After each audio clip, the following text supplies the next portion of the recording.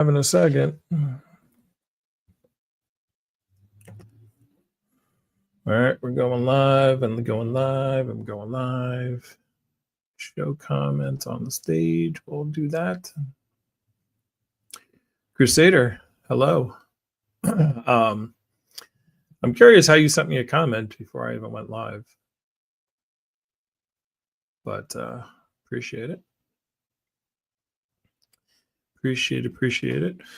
So let me get everything organized here. We are now live on TikTok. We're on stereo. We're on YouTube. And off we go. Yeah, no, I got the eye. I'm going to get to that in a second. But let me just start off with good morning. It is another beautiful Sunday afternoon. It is, thank you for taking the time to check out Cosmic Matters. This is episode 13. I am Matt of Cosmic Matters. And I created this this video series to bring everyone a different perspective of the world, to talk about things that we don't normally talk about. Philosophy and space is what we're going to be talking about here today, and what we talk about every day. So episode 13, I can't believe I've been doing this for 13 weeks. And as some people, as Crusader has already pointed out, and as everyone could see, I've got an eye patch on now. It's kind of funny. What's interesting is on my stereo avatar, I put on an eye patch, and I've had an eye patch forever on my stereo avatar. If you don't know what stereo is, it's just an app where you can talk to people, and it's like it was very popular during COVID, right? So I had thrown an eye patch on, and people used to always ask me, "Why do you have an eye patch?" And I would make up. I did like the Joker thing, where every time I would tell a different story. So I'd be like, one time I was like, "Oh, it's so I could see the light and the dark in every person." And another one, I was like, I was bowling, and my hand slipped out, and my thumb jabbed me in my eye. And so I wear an eye patch, and so now, today, I actually have the eye patch. It's always been on my avatar in stereo, but today I got to wear the eye patch. And the reason is, I was going to come up with some interesting fake reasons, but the real reason is I'm diabetic. I had a scare what is today? Today's Sunday, so it was Friday. I had a scare on Friday where, like, all of a sudden, not that I could see out of the eye, but I had basically what happened is I had a blood vessel rupture in the back of my eye, and the blood spilled into my eye. There was no pain involved. I'm not in any pain. Wasn't in any pain. Did freak me out. And so what it's doing is it's dissipating right now, and it's challenging for me to see through it. It almost looks like, how do I explain? It looks like, if anyone's ever seen the movie Ghost, but I realize if I reference Ghost, not too many people know the reference of Ghost. But if you've ever seen the movie Ghost, where like the demons come and they pull people and they attack them, those black things, those black demons that come, that is what it looks like inside my right eye. It's just swirling blackness. And it was really thick at one point when it first happened. Now it's just kind of like misty around, and they just told me it's going to take a week or two for the blood to dissipate. Hopefully it does. The danger is that it could potentially, if it doesn't dissipate, they might have to drain it out, which I hope it doesn't happen. They said it's very rare that happens, but it's definitely put me on the on a different track. I've been spending this weekend planning out, getting serious about my health. And they said this is not something that, they basically said this is a good warning that you need to get your blood sugar under control. And so that's what we're going to be working on this week. So that's the explanation for the eye patch. Now, I'm not going to explain it 5 more times because I'm sure as people come in, as we go through the show today, some people will ask, but there you go. That's the answer. Dry fasting. Yeah. I'm doing fasting right now. I'm doing what I start at 3 and end at 9. So I'm only doing 18-6 fast. I am going to be doing some fast to lower the blood sugar, but I need like a one of the problems was is that I went on Manjaro. I guess I'll dive into my personal life here. Not what was not the point of today, but since we're asking, so I was on Manjaro for a little bit, um, and then unfortunately, the company I was working for that had my health insurance went bankrupt, and I lost my job, and so I couldn't afford the Manjaro, which was like $1,000 a week if you don't, or a month or whatever, without insurance. So I didn't have the insurance. I went off to Manjaro, and I had gotten my A1C from like 12 down to under 7. It was like, or no, it was right around 7, 7.1, 7.2. And then, so it was, I went down and then I went back up.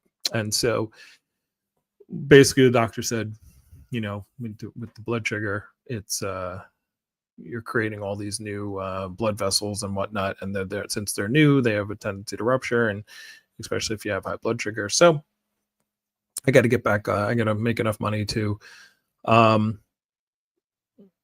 pay for Manjaro without the health insurance, or find a job that has health insurance, one or the other. And so that's what we're working on right now. But yeah, fasting is definitely something I'm looking into that I've done before. It's just challenging. It's just, but yeah, I'd rather see than eat. So yeah, so fasting will be something that I will be doing. But anyway, so that's the eye patch. That's where it comes from. If you hear any other stories, I might come up with some new ones that are fancier or cooler. But that is the reason I got it on. But what I did say to myself was like, I wasn't going to do today's podcast, but I'm like, I've done 12 weeks in a row. I can't miss I can't miss week 13. I was like, yeah, am I going to go on with the eye patch? And then I'm like, you know what? Screw it. This is what I do. It's what I do every Sunday. It's what I enjoy doing, and I want to be here for the people who want to listen to Cosmic Matters. So, thank you. Yes, the Pirates of the Caribbean edition of Cosmic Matters. So today's what I'm going to be talking about today is we're talking about humanity after money, right? So I'm talking about, it's funny that the reason I got this health issue going on is because of insurance and money and whatnot and issues, and now that's what I've been talking about. And so unfortunately, I don't think, maybe if I get to like 80, another 30 years, I think I'll make it to the robots, the sustainable abundance. We'll see. But we started this talk last week, and I ended up doing so much of a preamble. I never got to the videos I wanted to talk about. I never got to some of the videos I wanted. That's why we're doing a part 2 about this. And what I wanted to say is that I've had this discussion before about money, and that money isn't real. That money is it's a measuring stick. It's something that we use to measure. It's not something we think it's real, because of the fact that we have lived in a society where we've made it a real thing. But if I talked about what happened when COVID happened, right? When that happened, when everything was shut down, when the shutdowns happened, well, they paid out checks, right? They gave PPP loans, they gave all these things out, they gave money to people, they have money for different states for different protocol. Well, where did all that money come from? The reason why there's inflation right now, Trump likes to blame Biden, Biden blames Trump, everybody blames everyone else. No one wants to take credit, but it's pretty simple. We didn't have money set aside for the shutdowns, right? We didn't have taxes. So where did the money come from? We just made it up. Actually, that's where all money comes from. All the money was just made up. and when I talk about money, I'm not just talking about bills. Even the concept of gold. People like gold's real money. Well, gold's not real money either. It's rocks. It's yellow rocks that we've decided to assign as money. And because it was challenging to do a barter system everywhere. If you were a farmer and you had corn and you needed a pot, it was you didn't and then you took the corn to the potters that I'll trade you some corn for a pot. And if the potter was like, I don't need corn, I have plenty of corn, but I could really use, a shovel. And then you would have to go to the shovel maker and say, hey, I'll give you some corn for some shovels that I got to bring to the potter. And the shovel maker might be like, I don't really need your corn, thanks a lot, but I could really use something else. And so this system of trying to take what you have and barter it was just very challenging. So we came up with the concept of money and saying this is instead of trying to find the right thing, everyone could trade their goods and services for these yellow rocks, right? Or for, I think the first money was like some kind of seashell, like a shale or something along those lines, right? And now we've taken that concept all the way to the point where we've come up with, dollars or euro or ruples or whatever yen, whatever value money that you want to say that's out there. And it used to be attached to the gold, but now we don't even attach it to that. So all money really is debt. Thank you. I'm getting comments about my eye patch, and I don't have glasses today, so because I bought this patch that's it's like jutted out, so I can't put my glasses on over this. So it was either squint the entire time or put the eye patch on. So here we are. So am I English? No, I am American.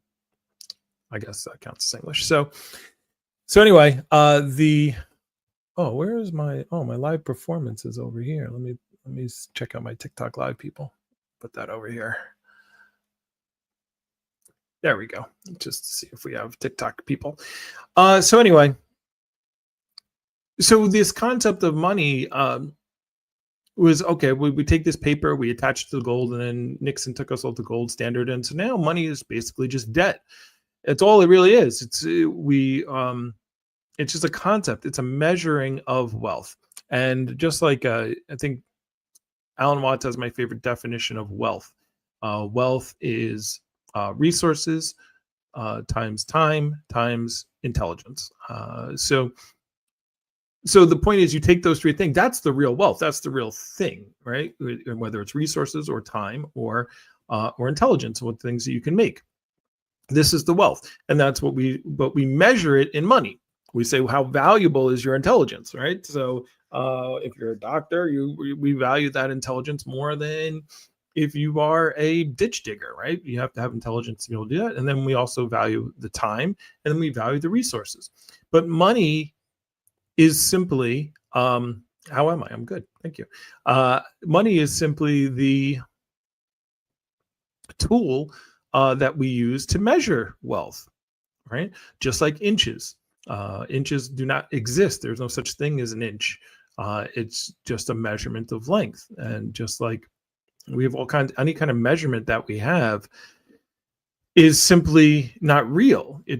Words aren't real, measurements aren't real. They're representations of what is real, and money is not a real thing. And so therefore, people are like, oh, money is not a real thing. Money, how can you say such a thing? I can't, I get blah, blah, blah, blah, blah, blah, right? So imagine, and one of the things that, because we've been duped into thinking money is real, it's extremely important. And it's not the money that's important, it's the resources that are important. And this is really important. This is more important.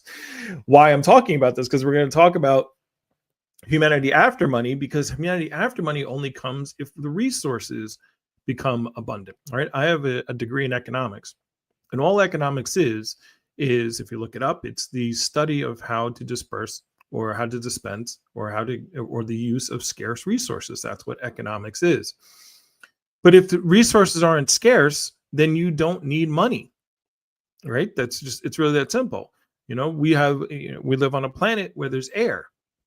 We don't make people pay for air because it is in abundance. It's everywhere. We don't look at somebody running down the street and going, hey, well, they're using too much air. Like, look at them. They're breathing a lot. They're breathing much more than me. They should pay for that. We don't have that thought in our mind because it's abundant, right? Everything that we need as humans is abundant to us, but the idea of getting it is not as abundant, right? Air is everywhere, so we're like, okay, that's very abundant, right? Right, and that's the thing we need most. If we, as humans, we can't go more than 3 4 minutes without air. So what's the next thing we need? The next thing we need is water, right? That's the most important thing. Our body is made up. Some people say 70%, some people say 90%, whatever percent. It's a huge percent of us is water. Well, water falls out of the sky. We can drink water. Literally, we have a filtration system that literally will take water that is salinated, put it up in the sky, get rid of the salt, and drop it on you, and it's free. All right. But we pay for water. It drives me nuts that we pay for. I grew up. I'm almost 50 years old, so I grew up in a day where, I mean, we still would pay for water, even though I drank out of a hose. But the idea of bottled water to me would have been like in the 80s, it would have been a joke. Now it's like everyone drinks bottled water. Like we've been fugazied into not believing that our water is good, and we got to drink bottled water all the time. But anyway, that's a whole nother thing. But the concept of 3/4 of the earth is water. Now you might say, well, that water is salt water. Yeah, but we know how to desalinize water. Like we know how to do it. We know the process of doing it. The reason we don't do it to make sure everybody has enough water is, you guessed it, money, right? Because it's very expensive to do, or it's too expensive to do. So the point being is that if it wasn't as expensive, if we can make it cheaper, then it would be abundant to everyone, and we wouldn't charge people for water. We shouldn't charge people for water because it wouldn't be a scarce resource, right? And so what's the next thing we need, as far as like food, right? As far as humans, right? We can go a certain amount of days without, just talked about fasting. Crusader told me to fast. So maybe I should make food scarce so I don't have my eye explode, right? But food is important. Well, where does food come from? It grows out of the ground. Like we literally get food. We can eat like almost that. We're omnivores. We can eat plants. We can eat meat. We have so much food in our country that we literally destroy food. We pay farmers to destroy certain amounts of food, right? So this is all. This is something that happens, and it's bad, but it's the reason we do it is because of our money system, right? Again, the monetary system, the tool that was beneficial to us, once we get to the point, it's the point of technology is to ease our pain, but every time ease our suffering, make our lives easier. But every time a new technology comes along, we are so attached to this concept of money. And the old system, like we say, oh my God, we're going to lose jobs. We're going to lose jobs. We can't have this new, cotton gin because we're going to lose jobs. We can't have these new machines, the robotic arms. We're going to lose jobs. What's up? Yes. For those of you who are coming in and referring to my eye patch, I already spoke about it at the beginning of the show. So I'll go through and explain it again later. But yeah. So the eye patch is on today. But so the point being is, the object of technology, the object of creating things to make life easier, and then saying, well, we can't use those things because we'll get rid of jobs. But the jobs that they're getting, it's like, do we really want people in a field, picking fruit and vegetables? Do we really need people to, if the food was so abundant and there was technology that could make that so abundant, then we wouldn't need those jobs. But then people say, well, how are they going to get paid? Where's the money come from? Well, we lose all these jobs. It's not like people want those jobs. They just need a paycheck. They need money so they can sustain themselves. So we're literally doing things. We're stopping technology for a system that's an old system, right? That we won't need eventually. And we're getting down to the point of the AI. It's like, so as AI comes about, as robots come about, the robots and the AI are going to be able to do everything that humans can do better, longer and better, right? This is what is on the plate. This is what's coming down the pipe here. And we need to start getting ready. And any occupation you can think of, teachers, truck drivers, movers, doctors, lawyers. Right now, there's already AI that can pass the bar exam, right? That can make arguments, it can do paralegal work, can do all that stuff.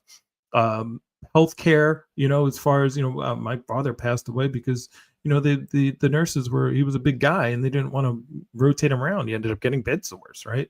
Um, but a robot could do that. You could lift them, turn them, move them, right? And could do all this stuff. Like any job you can think of, the Amazon warehouse, that's going away. Like all these things are going to go away. Now, people are going to resist this because like we need jobs. And it's like, well, no, you don't need jobs. You need money. Yeah, and then it's like, well, then you don't really need money. You need resources. The money is money. We just literally we don't even print it anymore. Like we could literally just have a computer system that puts some digits and it's not even printed. My eye's bothering me. Ah. Sorry, guys. I'm trying to read the comments, but I can't because I can't. I don't have my glasses on for this eye, and this eye I can't obviously see through. I see some people are writing some stuff. I appreciate it. I appreciate your comments. I will read them all eventually. Um, so this is the thing that we have to. So we're holding our species back, holding on to a system that no longer will that we no longer need. And as much as people say, it's funny because right now what's going on is like the young people are all talking about right now Mondani in sorry, this thing's looking weird. And it's not the best eye patch in the world. So watch me as I struggle. Like right now in New York City, there's all Mondani just got voted in, right? And the whole thing is like, oh, he's good, he's a socialist. He wants to pay people to pay for things, that wants the government to pay for everything, And it's funny because the opposite is like the Republican MAGA capitalists. We capitalist is the right way to go. But Elon, it's interesting that Elon will become the richest person on earth, and if it happens, if he becomes the richest person on earth, it will happen through the robots that he's making, right? The Tesla bot, and the robots will bring about socialism, because really socialism, the problem with communism or socialism, when you have the government run everything, is then they are in control and they can do things that they can starve out the people, they can have control of everything. But we're not going to make socialism by controlling the scarce resources, right? And causing like the bread lines in Russia and whatnot. We're just going to have so much resources. We'll have the ability to create however much we need, that it won't be necessary to have a monetary system in place. Capitalism won't be necessary, because you'll be able to make anything you want. The AI will be tremendously smarter than us.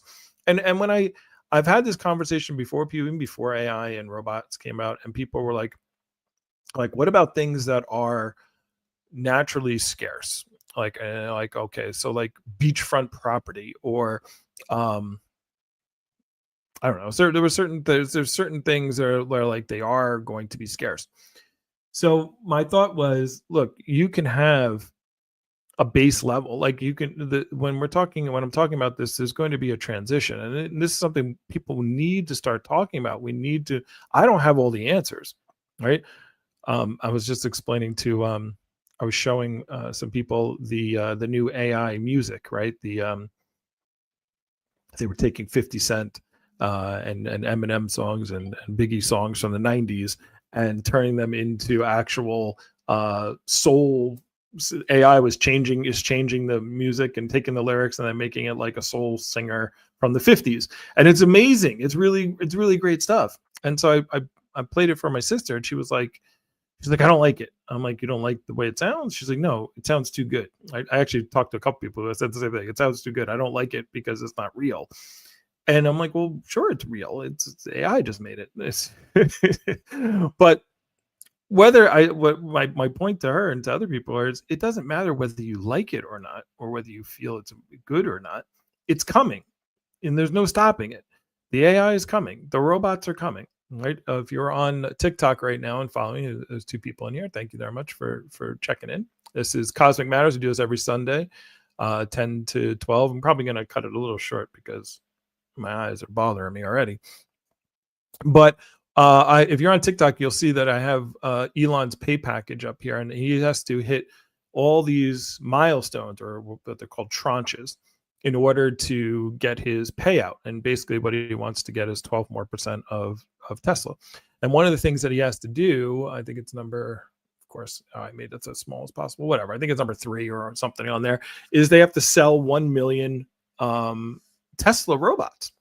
1 million Tesla robots. Do you know how many they've sold so far? None. Do you know how many they can sell right now? None. They don't even have anything you could buy at this point right now. But he's like, we're going to sell 1 million. I have to sell 1 million in order to get my pay package. So do you think he's going to work on this?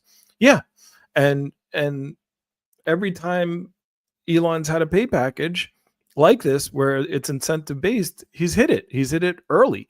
And so, somebody has a track record. So we got to start preparing.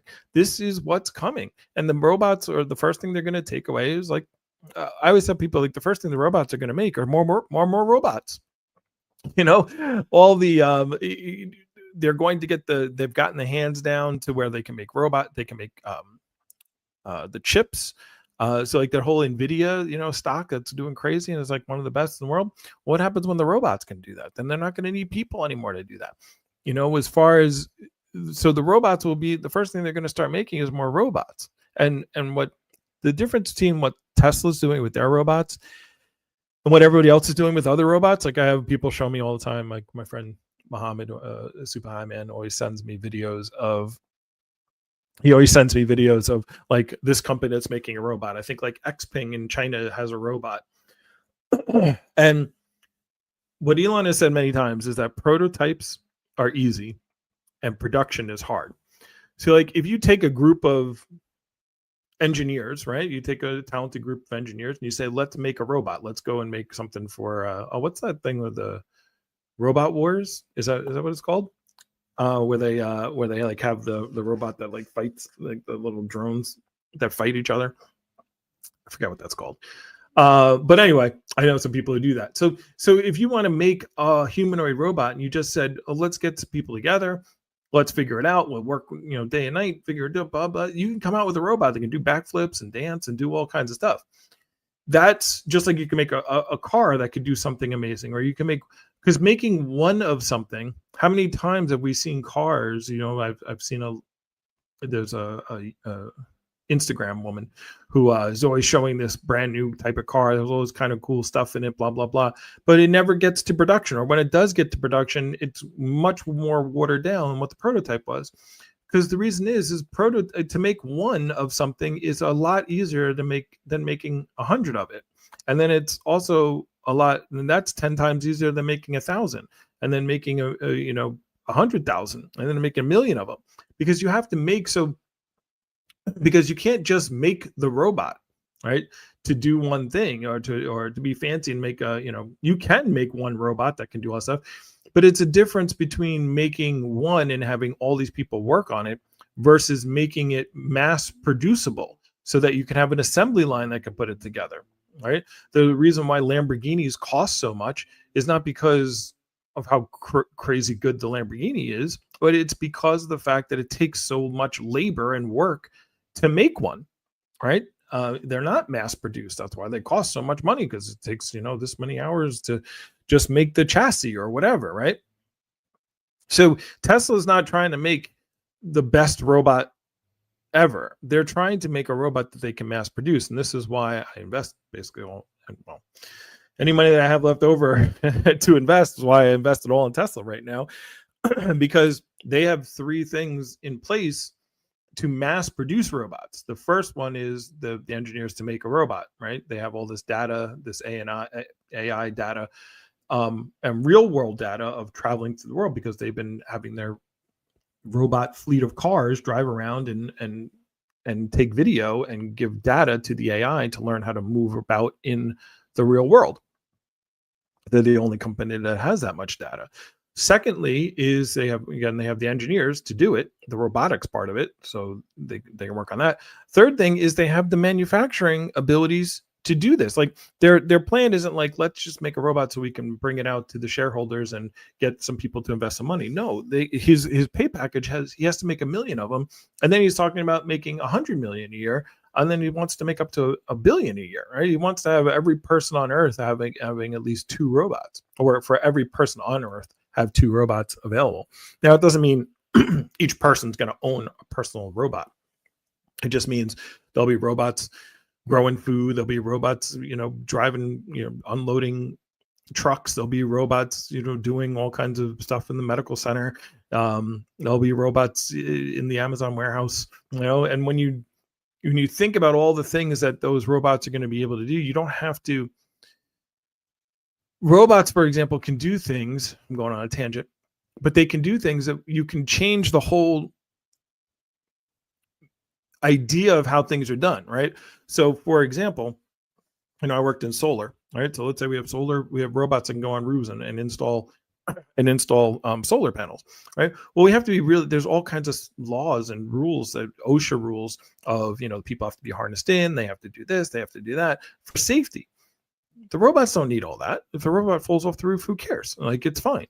It'll be okay. It's not going to break a leg, or we can just fix it or repair it. There are certain rules in warehouses of like how far apart the shelves need to be, because of the fact that people get claustrophobic and there's danger aspect to it. Robots don't have that. It could be just robots don't get claustrophobic.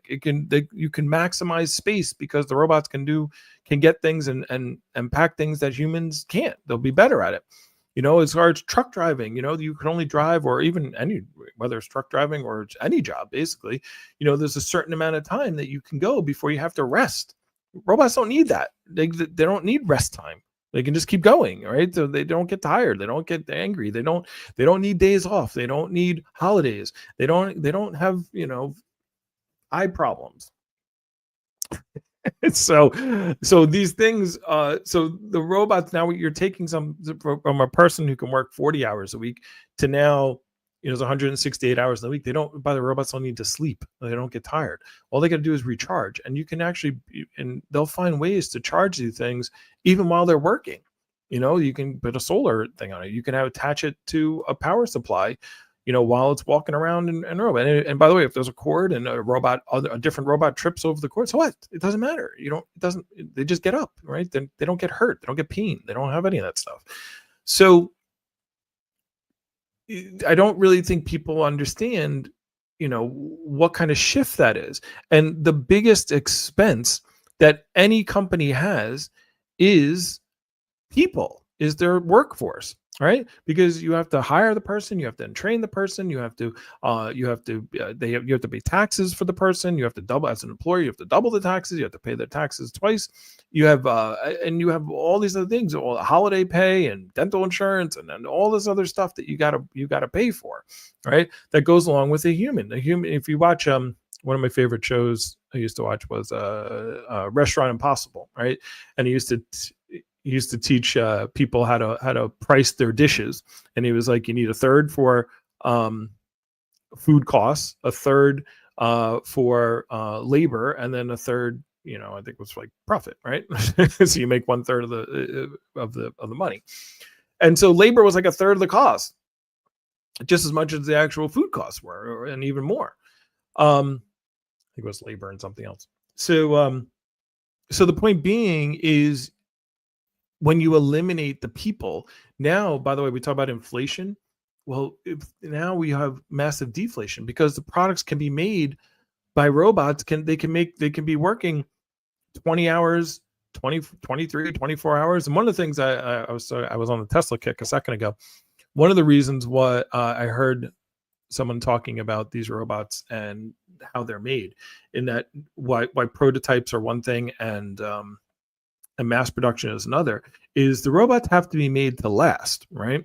So when you see like a company that makes a robot, and you see a video of a company with a robot that's doing backflips or whatever it's doing, understand that they're doing that once, right? You have to make the actuators and you have to make the robot durable enough, right? Because we're talking about it working for 20 hours a day. So if it's picking up a 30-pound box and moving it and walking it across a warehouse or putting it up on a shelf or whatever.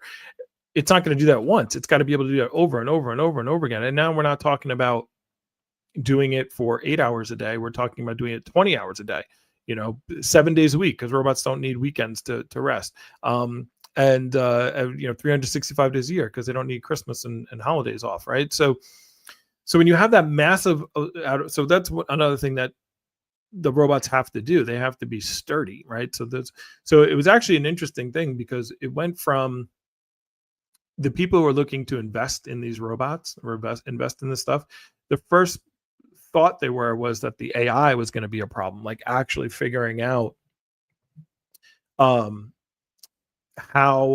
to if the AI, if the software, if the brain of the robot was going to be able to learn the things that it needed to learn. That was like the first problem. But now a lot of the VC investors that I've been watching and following, they're more concerned now about the actual hardware. Are the robots going to be made well enough to be doing everything that they're talking about for an extended period of time? And it's going to be it's not going to be like the first generation robot's going to come out and it's going to work. And again, what Tesla's going to do, their first robots are going to work in their own factory. They're actually, some of them, working there now. And then they're going to come out with a generation 2 and a generation 3. And the robots are not, by the way, Elon likes to talk about like having a C3PO in everyone's going to have one of these robots and what they're going to cost. And you have to take what Elon says with a grain of salt as far as time span. Like the million robots that they have to make, none of them are going to go to like consumer, like end retail people like me and you. They're going to go to businesses. They'll probably be made in Tesla. Like right now, I think SpaceX just bought like 1,000 Cybertrucks. Right. So the first million robots are going to be, it's like Pepsi has is using the Tesla electric semi trucks, right? So they're all, that's who's getting it first. So just what I'm talking about is not going to be, even if production ramps up, and like this milestone Elon has to hit is in the next 10 years. They has to get to 1 million robots, right? So they got some time. So like I said, hopefully by the time hopefully it's 20 years or 30 years, but the thing is, we got to start preparing for this, because I want to get to now the next point. And the video that I want to show is that the abundance we have to, as humans, this is going to happen, whether it happens 10 years from now, 20 years from now, 30 years from now, for the generations right now who are, for my niece who's 10 years old, she's going to live in a world of AI and robots. Like that's what's going to happen. So we need to set structures in place and start moving our society to the point where we don't value ourselves based upon our work, right? Because we do that a lot. We do that from time someone's a little kid. What do you want to be when you grow up? Like we our occupation. So like we ask people, tell me about yourself, and the first thing people say is their job. I'm a teacher, I'm a doctor, I'm a lawyer. Like that status symbol of the things that we do is going to have to change, right? Because we have different statuses. Like when somebody says they're a doctor, you go, ooh, okay, like you're a doctor, you make a lot of money, you're really smart. Like there's connotations that come along with your profession, right? If you say you're a garbage man, somebody's like, wow, you wake up early every single morning. Like we understand what that means, right? It's like you're a hardworking person, you probably have a good pension, right? So like these are things that we think about as that come along with someone's profession. And people get wrapped up in their profession, right? Like I'm a financial guy, right? A finance guy. I work on Wall Street. That comes with a level of pride, so a level of identity that people go with, right? And this is why even I felt it myself. Like I'm like because I don't currently have like a job like that I'm looking for. I'm like I gotta find something. I gotta find something to do that that fits me, because I need the identity, right? Because I live in this society. I've grown up in this society. And also, money, right? So what happens when that's all taken away? What happens when there are no more truck drivers, right? Because driving a truck is better by a robot who can drive longer, can unload the thing, can it's safer, has less accidents, doesn't, what happens when all those jobs go away? What do all the truck drivers call themselves? Like, how do they find meeting, right? What happens when all the doctors go away? Because AI is much better at, diagnosing and catching small glimpses of things when they do scans, when they do this, when they do that. It's much steadier when it's doing surgery. When it gets to that point. Now, again, not today. Again, as I say these things, I'm not talking about today. I'm not talking about tomorrow. I'm not talking about in 5 years or 10 years.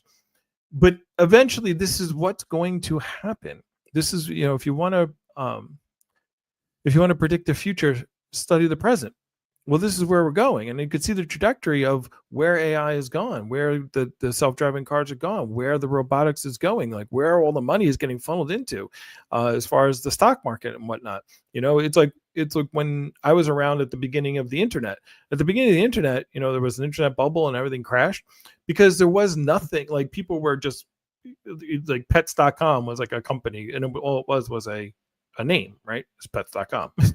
Everyone just had a .com, and nobody knew what was going to happen and how the internet was going to work, but everyone was trying to get in right away.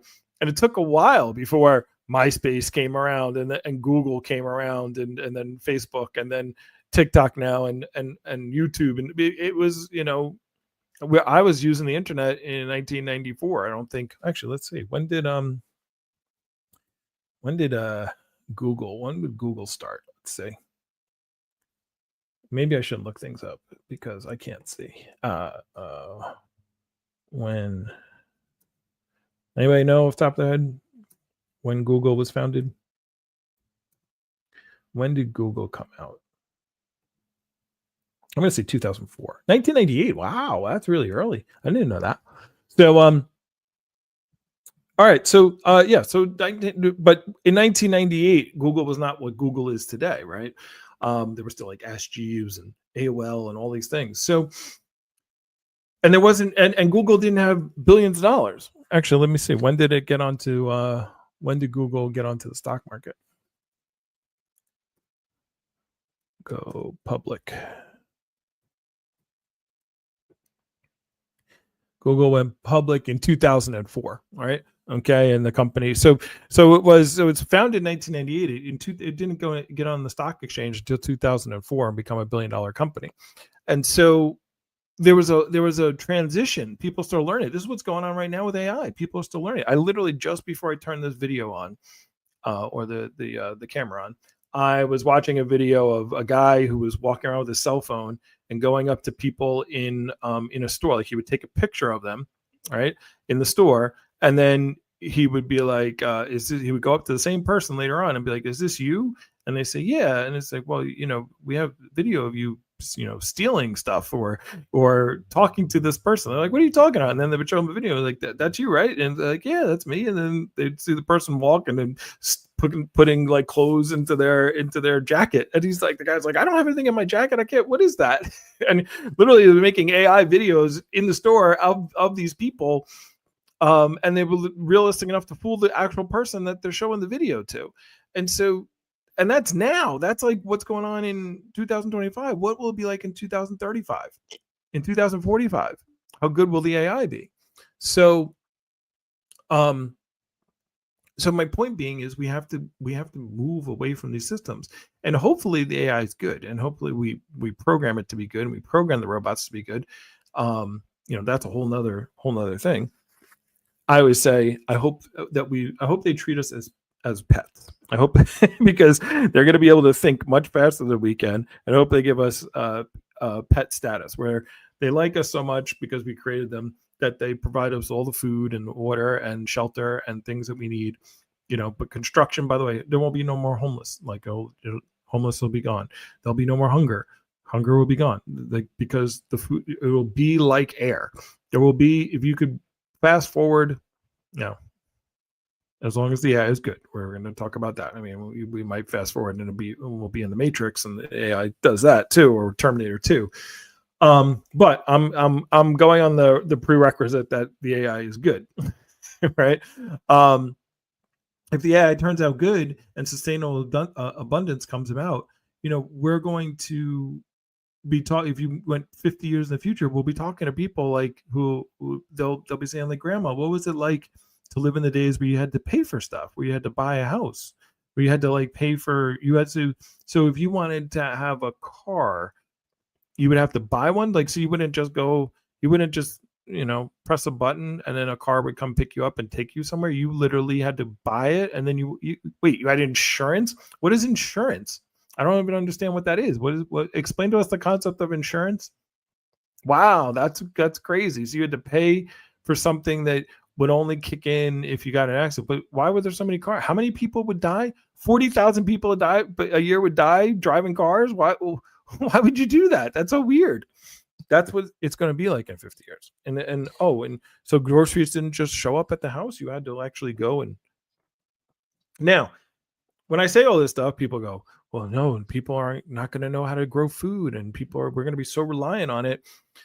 What happens this? We're going to lose music. We're going to lose touch with our souls. I've heard ever since I've started talking about this, I've never heard the word soul so much than when I started talking about AI. And here's the thing. This is why we need to decouple our personality from our purpose from our jobs. Like when Andrew Yang ran for president, one of the things I love that he said, he's like, we need to come up with more value of people than just economic value. Like, people have other values. There's value in learning how to play the guitar. There's value in taking care of your kids and growing and having two parents at home that take their kid and travel and see the world, and go about without this concept of you need to work, you need to have money, there's the thought process of, and this is how I wrapped up the last podcast last week, was, well, if money was abundant, if everything was abundant, you didn't need money anymore, if you can have whatever you wanted, people just be lazy. People just sit around. It would be like WALL-E, if you've seen the movie WALL-E, where like everyone becomes fat. They're on the recliners, and then and they're just given food or whatever they want by the robots. I mean, if you want to have a poor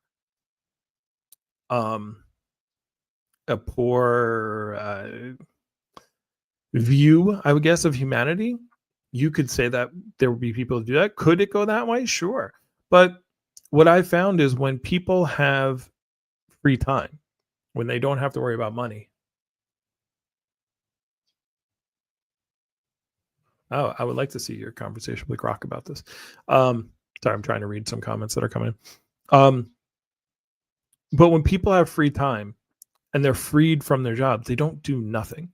Like I said, I'm doing this podcast right now. I don't get paid for this podcast. If some people give me some likes, then I'm super happy for some likes. Do I have any likes? I don't even have any likes on TikTok. Well, I don't have anybody watching now. But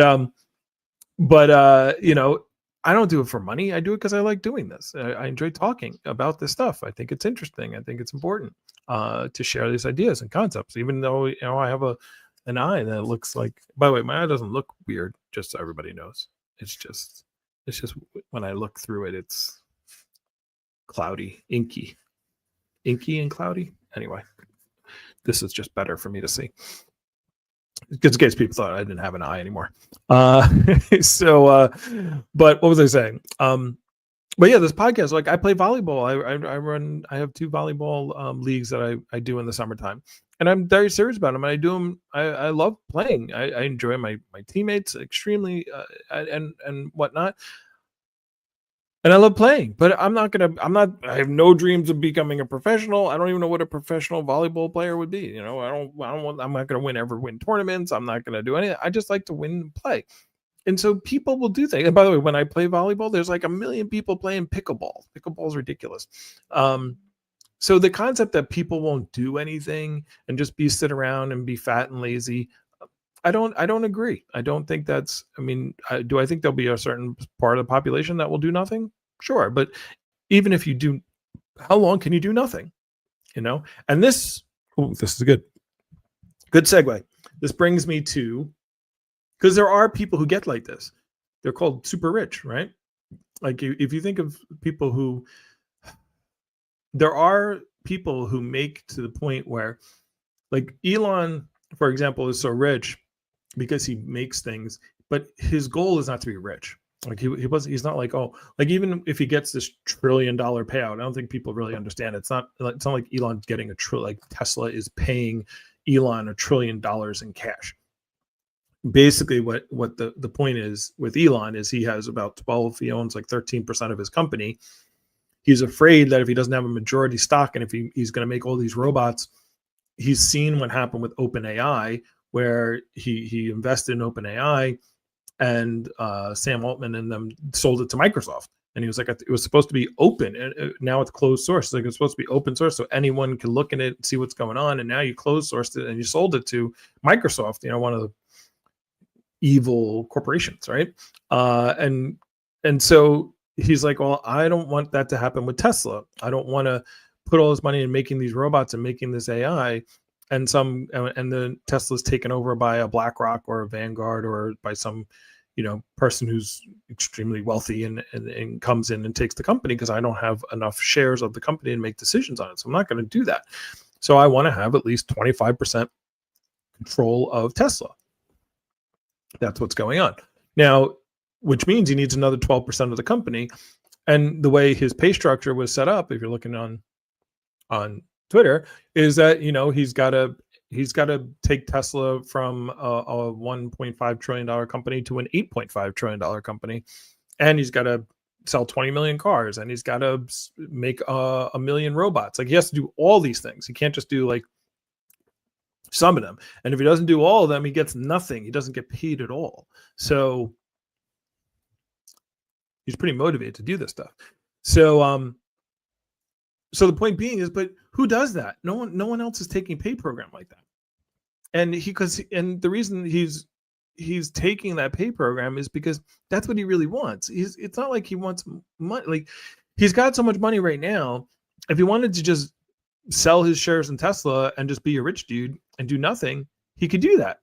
And he could do nothing. He could disappear off the face of the planet and just be a rich guy and be able to pay and buy whatever he wants. People always, say, hey, does anybody know how much $1 billion is? He has this much, blah, blah, blah, blah, blah. Great. So understand that he doesn't do that because he has this mission that he's on, to make the Tesla this great or whatever. Hey, what's up, Jewish? Oh, I missed her. She already left. So people popping into my my lives. Thank you for the heart as well and the gift. I appreciate it. So the point being is there are people who could live that life already, but once you get to that point, like Elon sold all of his houses. Like, yeah, I remember he like bought the what was his name? The guy who Gene Wilder. He bought Gene Wilder's mansion, and he had one of the first James Bond's cars, and he had all this stuff that he bought. And again, I'm not rich or wealthy by any shape or form, but from talking to people like this, you get to a point where you can only accumulate so much stuff. Like, there's only so many cars you can drive, right? There's only so many vacations you can go on. And this is a good segue, right? So I know everyone hates Will Smith now, right? But he has a really good, I'm going to pull it up. He has a really good, I watched a short video that was him talking about this concept. So let me play this real quick. It's short, and let me share my screen. Got it there. There it is. All right, let me play this real quick. Hopefully I'll be able to play it. There we go. People talk about rock bottom, that when you hit rock bottom is when you'll make a change. But there's a corresponding place that I call cliff top, right? Like you could be too high? Where you get so high that you realize literally none of the stuff can make you happy. Right. After you can get to the end of the material world. You get to the end of money. You get to the end of sex. You get to the end of fame.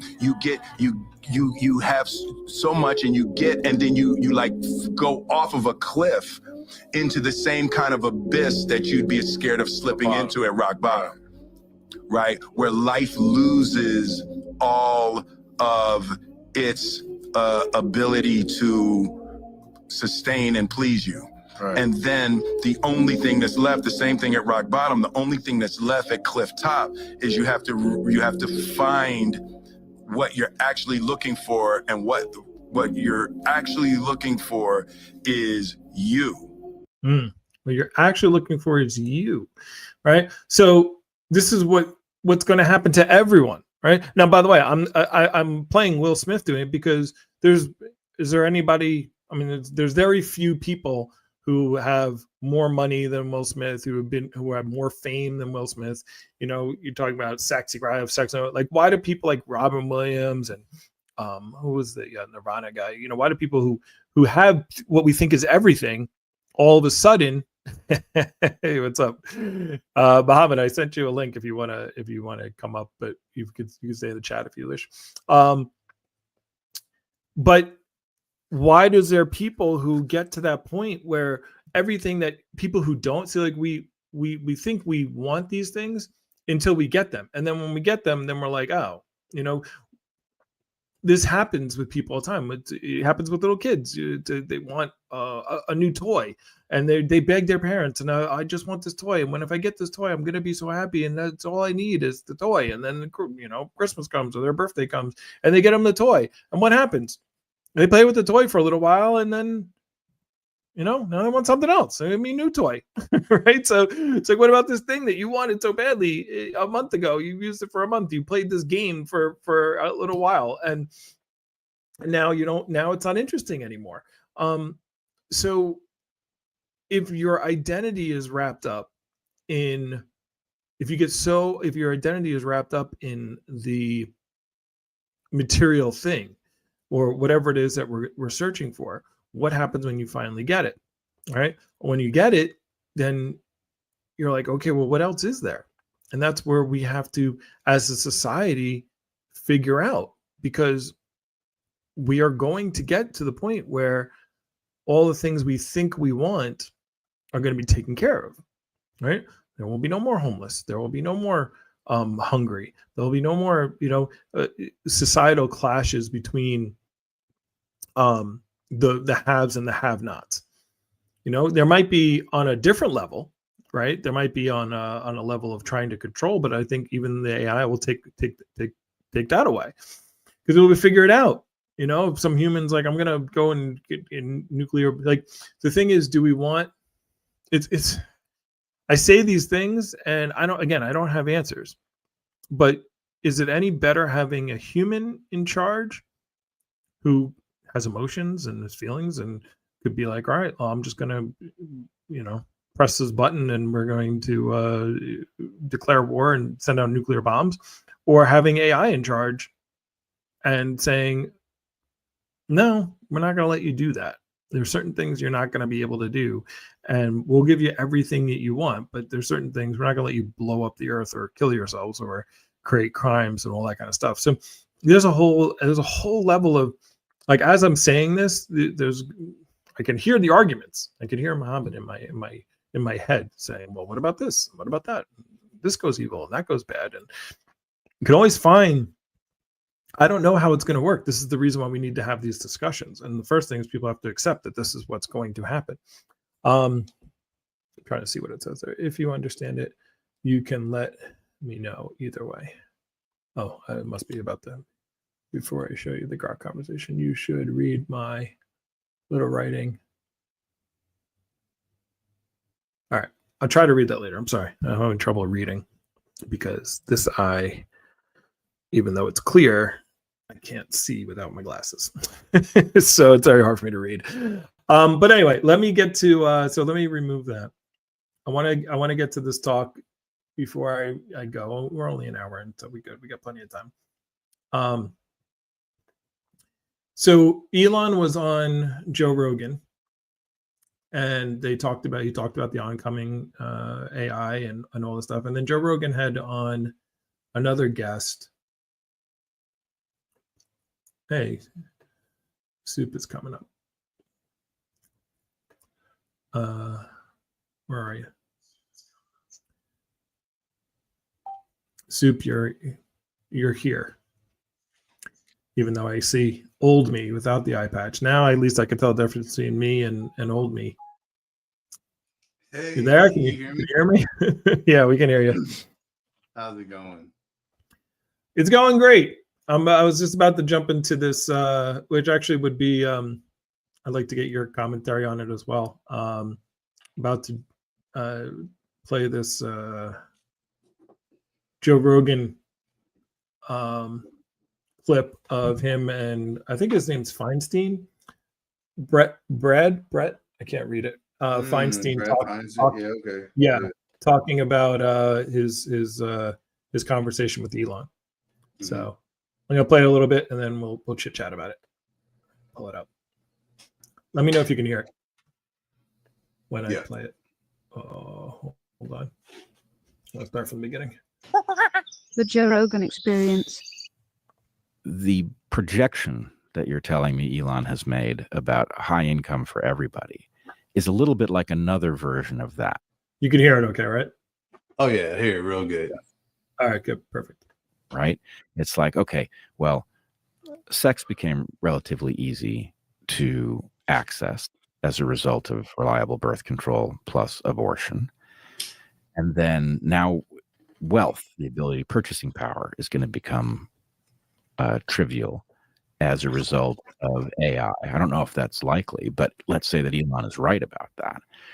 Well, okay, then what exactly is supposed to structure your orientation to the universe? What is supposed to give you purpose? If it's not producing kids and protecting them from the horrors of the world and making them strong so that they can go out into it and accomplish important things of their own, and it's not creating wealth so that you will be rewarded and that your spouse will smile on you, whatever it is, then what is human purpose? I think this is a terrifying prospect, that everything might be taken care of for us and leave human beings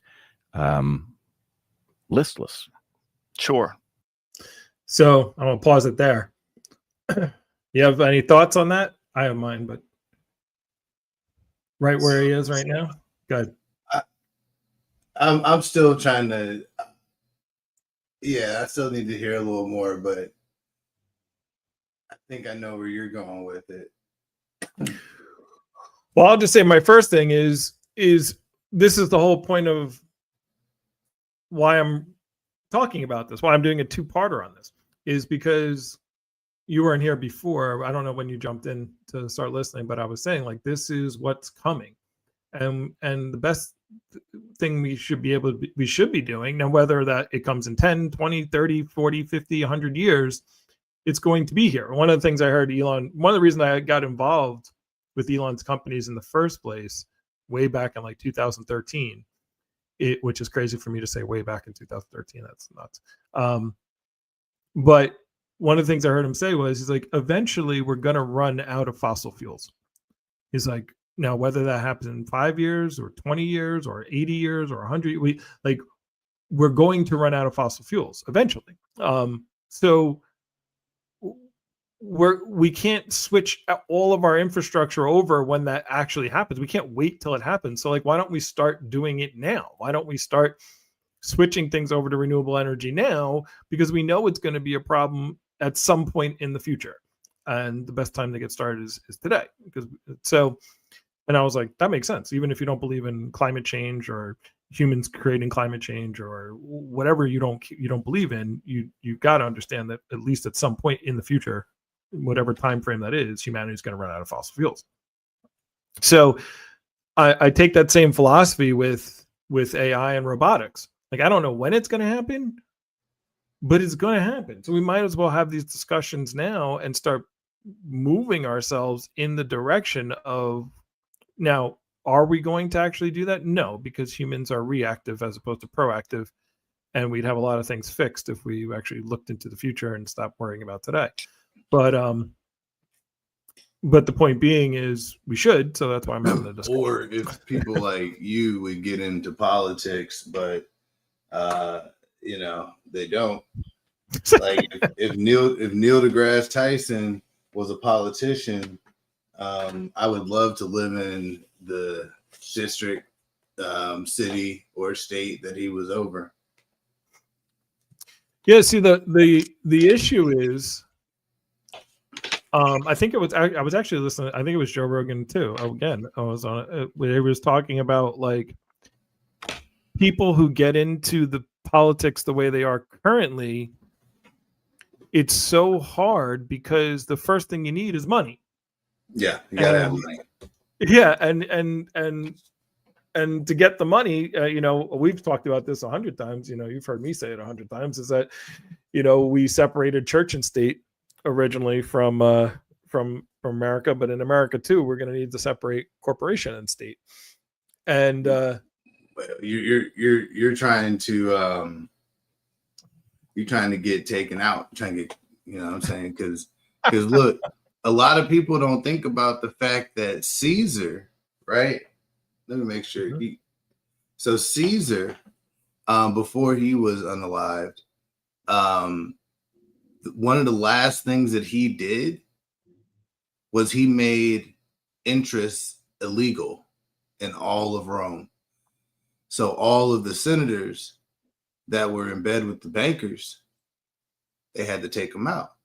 And then Octavius, the person that took over from his grandson, if you look at his first job after the new government was formed, he was like the master of coin. Right. So I mean, it all happens the same. Like same thing happened to Kennedy. He's like, oh, you know what? We're gonna get rid of the Federal Reserve and we're gonna have an actual United States bank where we make our own money, right? And 3 weeks later. So I mean, it's dangerous messing with the money supply. Well, it's again, people who are in power do everything they can to keep that power. Yeah. It's one of the things I used to talk about since I'm on TikTok here as well. When I talked about AMC, it was like AMC would. Do you think that the people who are not going to spend, who are billionaires, are not going to spend a couple $1 million, $100 million to save $1 trillion, $1 billion? Like no problem. Like it's not like the people are going to just be like, oh yeah, let's just let this happen. I am so glad I gave up on AMC when I did, because a lot of people did not give up on AMC for a long time. You gave up on AMC before I did, and that was probably a month or two before I did. And I wish I would have did when you did, because it never went back up. It still hasn't. No. That money was made. It was time to let it go, like in Frozen. Yeah, but the thing is, I learned my lesson back in April from that, because when April happened, I was like, you know what? I did good enough. I'm gonna stop. And it was a good time. I wish I would have stopped maybe 2 weeks before, but I had to think back to that same situation, and you just learn on top of all the situations, over and over again. Yeah. I'm sorry, I don't mean to get off on this is not finance matters. No, that's fine. So I brought it up. Yeah, you did. It's your fault. Well, it's like, when I'm looking, I just brought up the people who are on the money. Why, if you ask people who's on the money, they would say presidents. I'm like, all right, well, when was Benjamin Franklin a president? Normally they say the real founding fathers. That's what I've always heard. Oh yeah? Say. Oh yeah. That's I what know, that it was was like Dead Presidents. You know, it was a movie, Dead Presidents. right. But Benjamin was never a president. Right, but most people don't think of it like they don't even put that together Right. because they just think, well, Washington, Lincoln, you know, Jackson, and they don't remember. I don't know. They're just like they're old presidents. So yeah, whatever you say, I'll agree with it. But the idea is like, why Andrew Jackson? Like, why Ulysses Grant on the 50? Like, why are these people on the money? Why not pick different people to be on the money? Well, and why is Washington on like two forms of money and Lincoln on two forms of money, you know, as far as coins and paper? Why, you know, there's no other president you could have put. You can put, well, it's because those people were the ones who were the most against the central bank are the ones who got their faces on the money. Everyone tried to get rid of the central bank. The central bank said, yeah, stick them on there. Yeah. if you look back as a warning, George, one of the main reasons that George Washington stepped down, one of the main reasons that wasn't talked about is he started to see that all of the people on his side of the aisle were pro central bank, and he didn't want anything to do with it. So he was like, I'm just going to go retire on my farm, and you guys do what you want.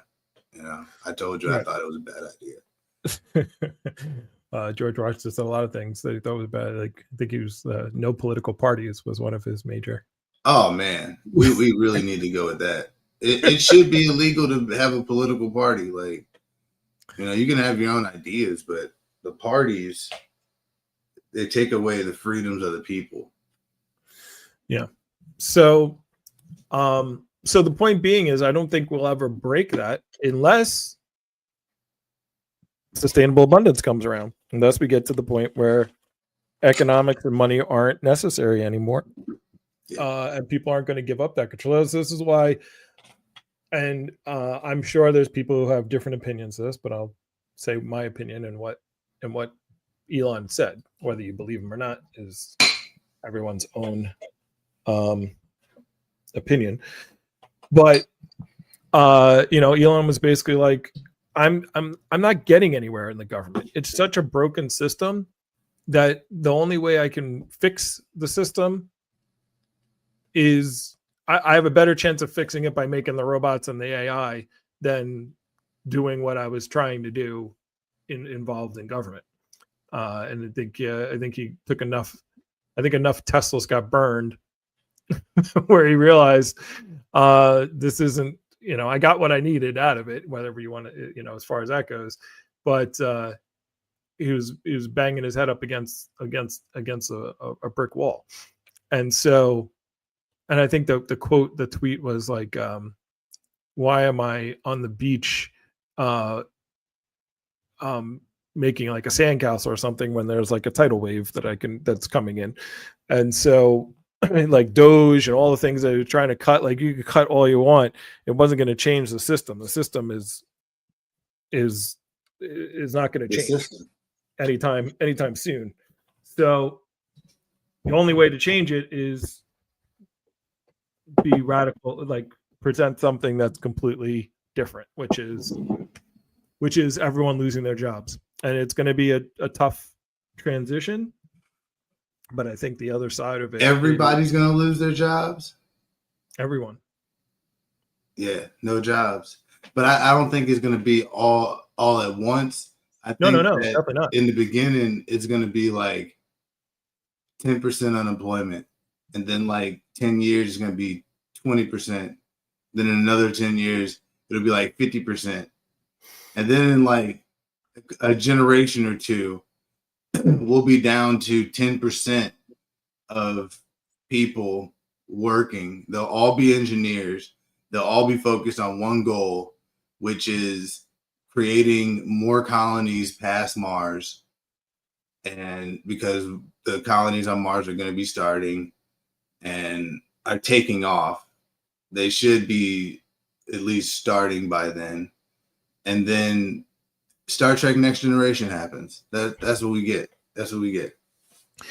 Yeah. So I'm under, well, as we've seen with a lot, whenever something new comes, humans are very bad at understanding exponential growth or exponential what is it called, changes, whatever. I can't think of the word that I'm thinking of. And so I think that there's going to be an S curve, and that it won't be the way you were looking, because we tend to think of things in linear fashions, but when disruptions, exponential disruptions, right? So it's like when the car came around to take over for the horse, people are like, oh, it's going to take years and years and years, and it took not quite as many years. How long did it take? Much faster. Well, there's that famous picture of like the New York, I want to say it was like 10 years, but where like it went from 90% horse once like the Henry Ford, mass production of cars came about, not like from like the invention of the car to, horses gone. Well, I know that one thing that started it was the horse poop in New York and the unions that couldn't get enough people to clean it up. And one of the other things that was a huge catalyst was WW1 and the new inventions that were able to be used, and they were like in war, and war has been a catalyst of human imagination forever, unfortunately. But that's another thing that made it take off. So it says that it took roughly 20 to 50 years for cars to completely overtake horses, with the transition happening rapidly in cities around 1908, but taking longer in rural areas. By 1912, cars outnumbered horses in New York City. Development afforded reliable Model Ts by 1908. The replacement of cars was gradual. Looks like it overtook horses in the 1940s. So from 1908 to the 1940s, so almost 50 years to completely overtake horses. So I think that's what I was saying, 25 to 50 years. I think it'll take to make that type of exponential right. So when you're talking about complete takeover, that's a long when that I'm talking about that. So when you have an S curve, you have like the beginning with the early adopters, and then the mass is like that 70% in the middle, which is the early not the early adopters, the early adopters and the the early majority and the late majority. All right. The first thing it says is the manure problem in cities was a major issue, which motivated the switch. I knew that from like Jeopardy or something, that that the two top things that made cars like have huge jumps was the manure problem. So that was the 1900s. That was the first one. And then war. So in the 1920s, there was a huge jump. And then in the 1930s, that's when it overtook it, like went 50-50 because of WW2. And then by the 40s, they were like, okay, we got to get the horses off the street. And then it finally overtook it in the 40s. I think that'll be the same way with people, but I think it's going to be that way because people are going to have less kids, because it's going to be way more expensive to have kids, and they're going to slowly get pushed out of the workforce until the only jobs available are cyber engineering jobs. Well, okay. I think there will be a transition that way, but what I think will happen is I think our country is going to be forced, and the world in general is going to be forced to having a UBI system. Yeah. Like it's because the amount of jobs that'll be going away just from robotic autopiloted cars and trucks is huge, right? Are you talking about AI specifically? I'm talking about AI and robotics. Yeah. Well, So I would both say if you're coming at the talking same about time. AI and robotics, I would say that we are already 20, maybe 30 years into the AI robotics revolution. And by 2050 will be that 50-year mark where everything's completely overtaken. So agreeing with you that in the next 10 to 20 years, everything's overtaken. But I think 30 years of all, like how the Model T came out in the 1900s, right? Mhm. Robotics really started taking over jobs in the 80s when you had industrial plants started saying, hey, let's put some robotics in here, and car manufacturers started losing their jobs. So I think that was the beginning. And then you also have IBM looking at AI technology in the 80s for the purpose of taking over jobs. So I think the start date, like the Model T of what you're talking about, was in the 80s. And we're almost 30, 40 years into the end result. Yeah. Okay. So I think that by 2050, less than 10% of people will be working in cyber engineering jobs, and the rest will probably just be on farms being turned into Soylent Green for the rich. Okay. So the time frame, we can always, we can debate and talk about. That could actually be a whole show. But the end result, I think we both believe the end result is going to happen at some point. And that's kind of what he just talked about 100%. in that clip, is that how do we come up with an identity? Because our identities have been wrapped around survival. And I don't know, were you here when I played the Will Smith clip? I hopped on YouTube right as the Will Smith clip was like ending. So I saw like the last like 10, 15 seconds. So I didn't get the whole idea from it. His well, it's short. I'm gonna play it again because it's worth it. Let me remove this. I'll come back to this. But the concept that he's talking about is, it's almost like what I talk about when, or what Alan Watts talks about with the whole concept of living in a dream, right? If you could have everything that you wanted, how long would you go through self-gratification? That time frame, you get to a point where that gratification doesn't, you can only do so much. You can only eat so much food. You can only travel so much. You can only have sex with so many people. You can only do it when till you're going to get tired of it. And that's what that clip was about. Because now you have Will Smith, who actually has the ability to talk about something like that. Let me share it. Here we go. Let me play it, because I can't talk about it because I haven't reached that level. Most people haven't reached that level. But here, is he up? Yeah, let me play it. Could have everything they dream, right, to realize that that's not it. There, people talk about rock bottom, that when you hit rock bottom is when you'll make a change. But there's a corresponding place that I call cliff top, right? Like you could be too high, where you get so high that you realize literally none of the stuff can make you happy. Right. After you can get to the end of the material world. You get to the end of money. You get to the end of sex. You get to the end of fame. You have so much, and then you like go off of a cliff into the same kind of abyss that you'd be scared of slipping into at rock bottom. Right, where life loses all of its ability to sustain and please you.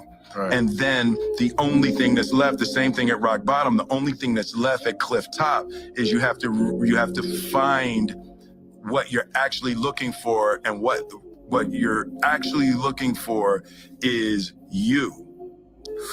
You're looking for you. You're running around, right? When you like a woman and you like being with a woman, it's because you like how you feel. Right. You like what's happening inside of you. When you have money, it's like, yeah, it's cool to buy things, but it's not the money. You like how you feel inside. It's unleashing a feeling inside. And at rock bottom and at cliff top, what you have to learn how to do is generate that feeling without anything external. You have to learn how to like you so much that you like being alive so much that you bring positive energy that's not generated by stuff, right? Because stuff is coming and going. Right. Like people are coming and going. Everything you have and everybody you love is going to rise and fall in your life. The place that we have to find is a spiritual place where we are good with us. We trust us. I trust myself, I trust God, and I trust life that whatever happens, I'm going to make happy out of it. I don't need specific things to happen. So, any thoughts about that? Now that you've seen the whole clip? It seems simple, but it's not. No, no, definitely not. Oh, uh-oh. Yep. What? You're not there anymore? Oh, snap. What happened? We're going to be right back. Oh, you got to go? All right. Oh, no. You disappeared for like 10 seconds. I was changing the things around. Oh. But yeah, not simple. Go ahead. Oh, no. Okay. Yeah, I was just telling the audience, like, making sure, because I didn't hear you or nothing. Yeah, it wasn't, he was basically saying when you're at like, when you're in bad moods, when you're at your lowest lows, you only think that you can go lower. But when you get to your highest highs, you also think about the lows. But that's when you're supposed to figure out like where you want to go. Well, let me push back on that. Like, I think what he's saying to me is when you hit rock bottom means you don't think you can go any farther down. And cliff top, what he was saying is you get to the point where you have so much, like you can do anything you want. So it's not like looking down. It's like I have so much that nothing is really giving me pleasure anymore, because there's no more cars I can drive. There's no more women. Like I've any woman, like Derek Jeter. I've slept with the 15. I'm Wilt Chamberlain. I've slept with 20,000 women. I don't really, So okay, all right. There's no drive there anymore for these things because you have all these things. I can't be more famous than Will Smith, and so I can't go anywhere. And so what he's basically saying, and when you hit rock bottom, he's the same thing. You're like, I have absolutely nothing. Like, and I don't have my health. Like somebody who doesn't have their health, they don't have a job, they're just they're done. It's like, I can't go any lower. I'm not going to get any pleasure from outside. So you need to find inside. You need to look into yourself and say, what's the meaning of my life? What purpose do I have? And because we're all playing this game where it's like, we got to get stuff, the human condition game. But when you step outside the bounds of that game, you're like, okay, well, my point isn't to hit the volleyball over the net anymore. What else what am I going to do now? There's no more, there's no more rules.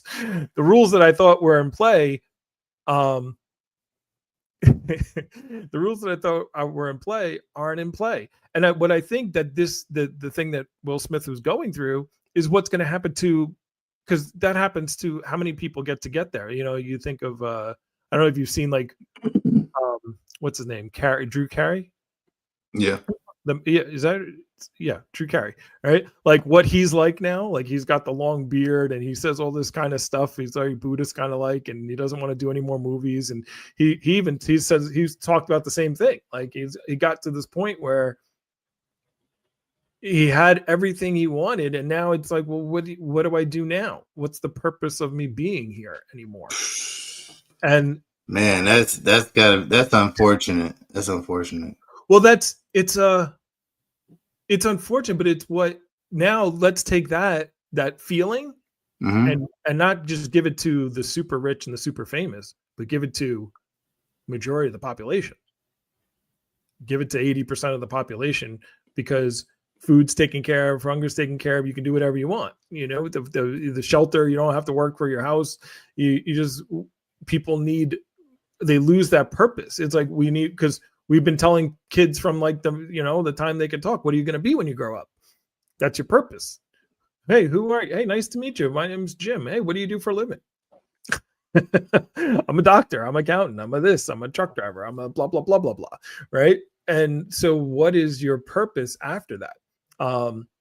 That's what I think is coming. That's kind of what the guy was just talking about in that Feinstein. Well, I think the purpose I think that thinking about each person's purpose, like I understand that for each of us, you know, I get what you're saying. That's great, like for everybody. But I'm thinking about it on the idea of like we're the reflection of the universe, right? Mhm. And like, the idea that if we have done everything and we're going to forget that we've done everything, like what do we want to do, right? And it seems like getting to the point to exploring the physical universe, starting with our own galaxy as a unknown species, like as humans. So peopling on Earth, just like, let's go see what's out there. I think that's the inevitable direction. Sure. I agree. So instead of being in a survival mode, right? Like, I said this again before you jumped on, but, Andrew Yang spoke about when he was running for president, because he's just early. The things that he was talking about, he was just too early, because people weren't like, he was talking about UBI and machines taking over and all that kind of stuff, but we weren't there yet. So people didn't really take it seriously. But he talked about, having value, people finding value other than economic value. He's like, there is value in just being a parent and raising your kid properly. There's value in learning music, or being an artist, or like you said, exploring space, or exploring, like, there's still going to be things there, but I think our system is so generated to make have not to it's so focused us on money that we need to be working to survive, to make money to survive, that those other things become secondary, and we think that money is so important. And that's why the whole thing is like, well, what happens to humanity after money? After money? Yeah, that's the title of the talk that I just said, Oh, I just looked up there. Humanity after money. Oh. So wait. I want to play a little bit more of that podcast. Okay. Well, unless you had something to share. Would you have something to share? I was going to say, to answer the prompt, humanity after money, does that mean that money will no longer exist, or no longer exist for most people? I'm going to say no, there's no longer a need for it. Are you only talking about fiat currency or real? All currency. You're talking about the concept gold. of money. You're saying gold will not be currency. Right. There won't be a need for the measurement of wealth. Just like we don't have a need to measure people's breaths of air. How long do you think until that? I don't know. Ballpark. Nearest 100 years, nearest 50 years, nearest 20 years. Let's say, well, if I'm going to be super conservative, 100 years from now. If I'm going to be a super conservative, if I'm going to be if I had to put like my 80% target, I would say less 40 to 50 years. I'm gonna say 1,000 years minimum, and it would take 75% of the population being cold in a quick weekend for that to happen, because of the worldwide emphasis on gold, even outside. Like, I just don't think the world is going to be fully on top of it by then. I think it'll take 1,000 years for gold to not be money. But the thing, so it's not about the gold or what we call money. It's about the need for the resources. That's my point. The point being is, if all the, like, we don't charge people for air, right? We don't have economics for air because it's in such supply. Yeah. We don't, right? Because, but it's in such supply that we don't need. Economics is the study of scarce resources. You don't have economics of air because we don't go, hey, you're breathing too much, stop jogging. If you're hiking the Mount Everest, you have to pay for air. Right, because then it becomes scarce. Once it becomes scarce resource, then we have to have economics of it. How is it going to be doled out? So my point, what I'm talking about is, once the robots that can work 20 to 23 hours a day, 7 days a week, 365 days a year, can produce anything. They can produce the food. They can grow food constantly. They can grow food inside, outside. They can build as many shelters as we possibly need. If you need a house, it can be built. They can regrow the the trees that are needed for the houses. They can mine out all the minerals we need. They just go. We don't need no more child labor needed. Just send in the robots. They can do all that. So for me, it's once you get to that point where, and then we don't have enough of the minerals that we need in here. Right, we get sent some robots to that meteorite that has all the stuff in it, and just bring it back. So I don't think we need that yet, because I think Earth has plenty of enough resources to handle everyone on Earth at this current state. So that's what I'm saying 40 to 50 years. AI and I think AI and robots could at least take care of almost 90% of human needs by then. That's why I'm saying. So therefore, it's not that gold or whatever. It's just the need for the barter system to buy something won't be necessary. Yeah, that's what I'm. So my thing is 75% of the world are Luddites. 75% of the world Luddites. Correct. I agree with that. But so how fast will people change if Trump sends them $2,000? Right? They'll be like, all right, I'm cool with that. Right? So when you have UBI, like, you could be like, hey, I don't want this thing taking my job, but if I can make the money from the job without having the job, I'm not a Luddite anymore. I'm like, all right, cool. If I can have everything that I wanted without having to do the thing, I don't care about the thing taking the job. Really? So I'm gonna give you something that 75% of these people want. You tell me how the robots or AI are gonna do it, right? Get them into heaven. You don't have to. You can now go and pray 7 days a week. You don't have to worry about food, this, that. You can whatever religious thing you need to do. The good book says that a good day's work is godly. You don't. Okay, you can still go work.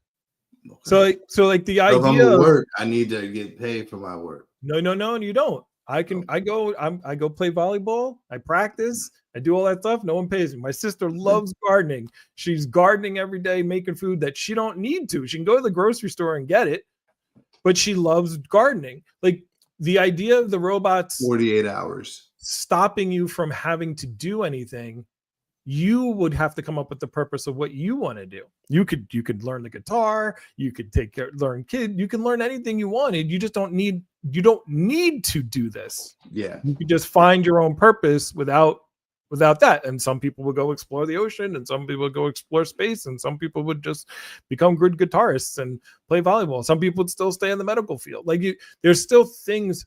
I'm not saying that the robots stop you from doing it. This is what we were talking about. Like, we're not going to turn into Wall-E, where everyone's just fat and sitting on a recliner, and the robots just bring you food. You don't think so? They just eliminate your need to have money to go buy food. You're not like, oh, I got to go to work today, because if I don't go to work today, I'm not going to be able to live. I'm not going to be able to support I'm not going to have food. We're not going to have water. We're not going to have a shelter. We're not going to have these things if I don't go to work. Versus, okay, great. Maybe you sit around for 2 months on your butt because you're getting the government paycheck. But after a while, you're going to be like, I want to do something. You can only watch so much TV. You can only do that so long before you finally say, let me get up. I want to read a book. I want to, do something. I want to learn something. So that's what I'm saying. We have to come up with our own purpose. Yeah. And you got more faith in humanity than I do. Yeah, I do. That's why I actually, it's funny, before you came in, I was like, I can already hear soup in my head. I'll stop being contrarian so you can go on with your thing. That's okay. I am gonna have to jump off by noon, so yeah, I got like 18 minutes. All right, so I'm going to play a little bit more of this, and we'll wrap up with that, because I wanted to get to this last week, and I might have to do a part 3, but I'm not going to do part 3 next week. We'll do a different topic next week. People are all good and gonna help everybody, no matter where they're from, because all humans love each other. And when we get enough robots, everybody's just going to use those robots for purposes to continue helping other people. You're thinking that the robots are, so the way it's going to happen is not done out of good.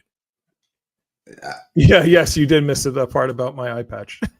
it's the beginning of the show. Is that on TikTok? Yeah, that's someone on TikTok just asked me. It's Nick. What's up, Nick? But I'm waving over here, but I should wave over here. The idea, what's going to happen, the robots are the transition. So we could do a whole different thing on how this transitions. It's not like, let's make robots. It's not going to be like, let's make robots for the benefit of humanity. It's the capitalists saying, I'm going to get the robots because it's cheaper for me to own a robot than to have a human worker, right? That we can agree that that's easy, right? To figure that one out. So that's the first stage. But then what happens is, if you have robots now instead of having a human worker that can only work 8 hours, they can work 20 hours. They don't have, I don't have to pay for their healthcare. I don't have to pay for this. I don't have to train them. The compute's done and it's logged in. They don't need holidays. They don't have bad days off. They're much more efficient, blah, blah, blah, right? So now you're getting people replaced by robots. So at some point now, people start losing their jobs. Now, UBI has to come in, because not only just because you don't want people rioting and being Luddites, like you said, but for the capitalists who now have made all this product, they need people to have money to buy the product. You need the demand as well as the supply, so they could supply, and this is going to drive down prices considerably, because you can make the supply of the thing immense, but you need demand. And if nobody has money, then no one's going to buy the product that you're making. So it doesn't matter how cheap you can make it, or how cheap you can lower your expenses, or what kind of profit margins you can have, because you've made everyone poor. I mean, you've gotten rid of all the jobs. So now this is where you tax. I don't want to get into the logistical. Let's do another time. Tax the rich. I don't want to get. Well, no, you tax the robots. Just like the robots are gonna be taxed. Wait. Yes. So let's say you tax the people that own the robots. Correct. Who owns the robots? Private people or the government?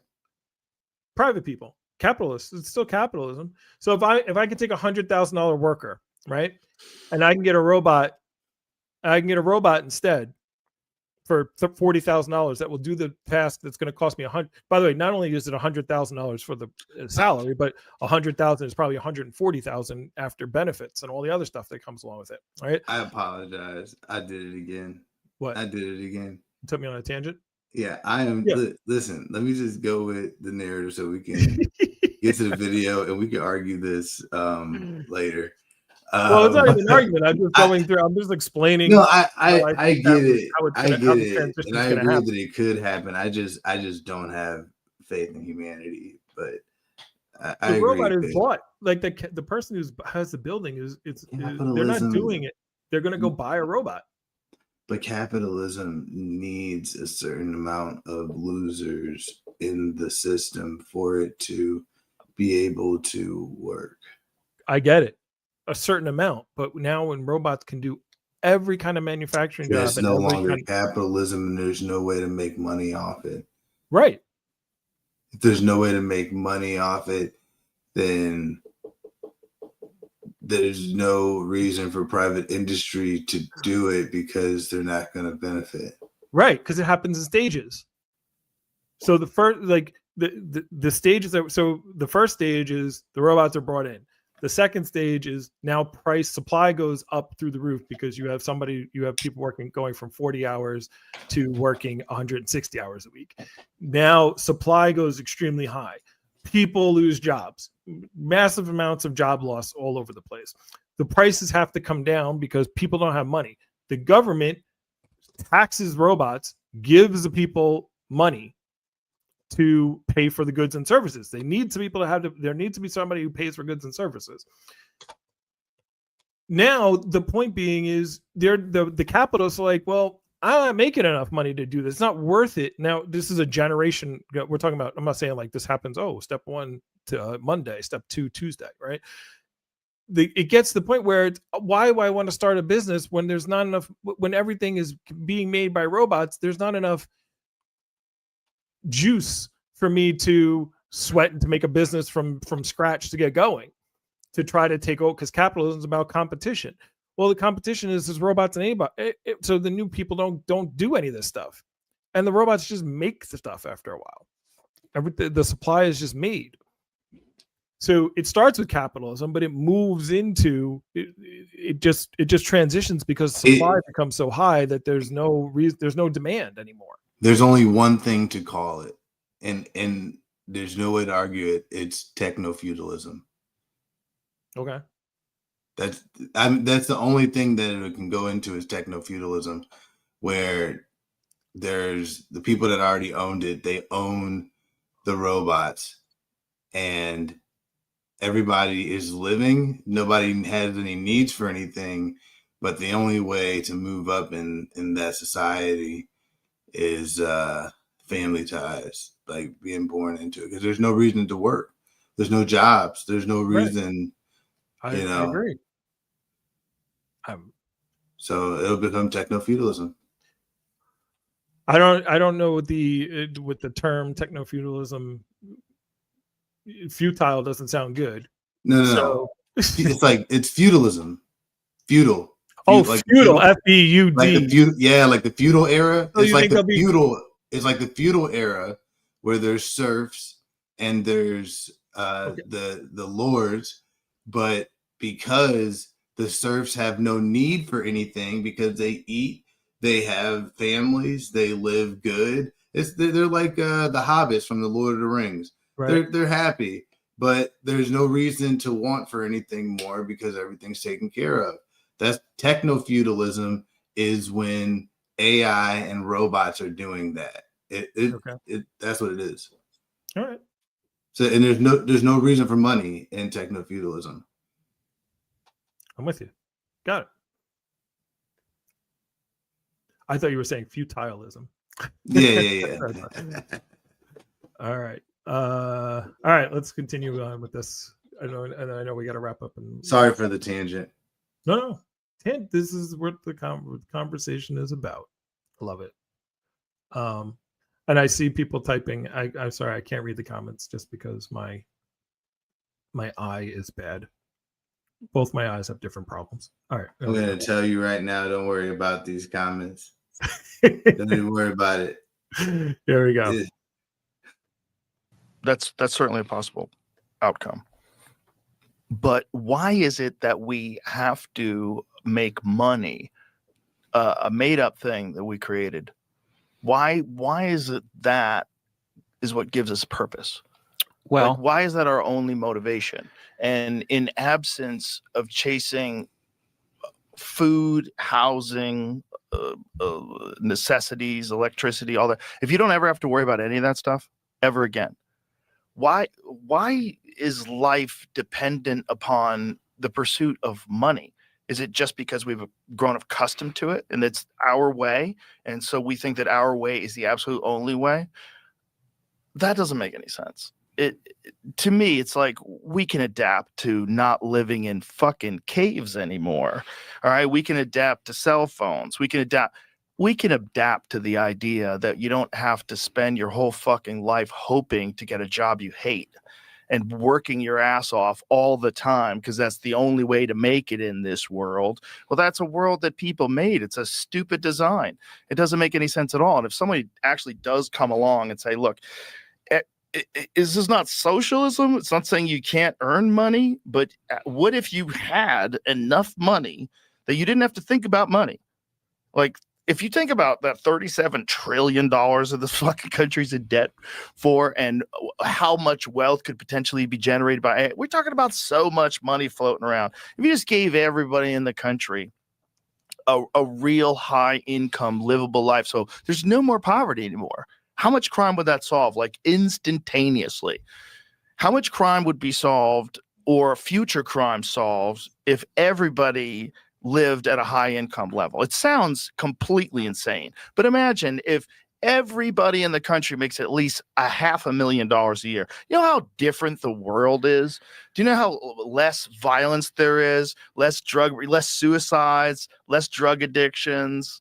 I'm not as convinced of this as you Really? are. No, I think things might If get no worse. one was ever poor? Well, I don't know what no one is ever poor means, because we obviously, even, the poorest person who isn't homeless currently, they have, indoor plumbing. They have a supercomputer in their pocket, Right. access to, the world's information. They are, by many measures, just simply in absolute terms, vastly richer than anybody from 300 years ago. That's true, but it still sucks because Well, it's not 300 years ago. It's 2025 and you have zero money and you're eating ramen to just try to stay alive. It still sucks. It sucks, but the problem is what's really structuring the suckitude is the fact that you're losing in competition, that human beings are programmed by evolution to monitor the well-being of others. And so you can be wealthy and feel poor if those that you compare yourself to are vastly wealthier. Right. So and there's a reason for that, which I think this is a reasonably well reproduced result. We know that human beings pay attention to their relative well-being, and that it structures how they feel about their absolute circumstances. Right, but couldn't that be hijacked by hobbies? If instead of, I feel like this is me and you having this conversation. It's kind of funny. You get to be Feinstein. Yeah, it is. I was thinking the same thing. But anyway, all right, we continue on. I want to 2 more minutes and then we'll wrap it. your need to define yourself completely wrapped up in money, which is, again, a made up thing. Yeah. We're talking about the only species on the planet that we're aware of that wants to accumulate so much shit that it defines itself by it, and it's constantly chasing new shit, right? Like, why does that have to be the only way we do it? No, I don't think it does have to be the only way. Well, I think this is where Uncle AI is going to step in and fix it for us, Brett. Well, this is the rose-colored glasses approach. Yes. Is that we realize our programming is entirely dependent upon this ridiculous idea that the pursuit of money is of importance above all. Because in our current situation, it is. In our current situation, if you have enough money to feed your kids, you can sleep better. That's just how it is. If you don't worry about your bills, you feel better. You have less pressure. That's just how it is. If you have enough money to go on vacation and enjoy yourself and relax, it's probably better for you. That's just how it is. And this is it's a weird thing that we've all fallen into, that this is the only way to succeed. The only way to succeed is to work super hard to get money. And that's the only currency. It seems like you could have, if we never worried about being poor, but then again, like you'd never get the great stuff. You never get the greatest artists who were in deep pain when they were young. You'd never get the great. Then again, with AI, you might not need them because AI music is pretty fucking good, man. Pretty good. It's. I want to hear what he's going to respond to that, because I think he's going to respond the way I would respond, and then you can cut it. But I think I just want to really catchy. Catchy is what it is. It's not good. It's catchy. Oh, dude, it's good.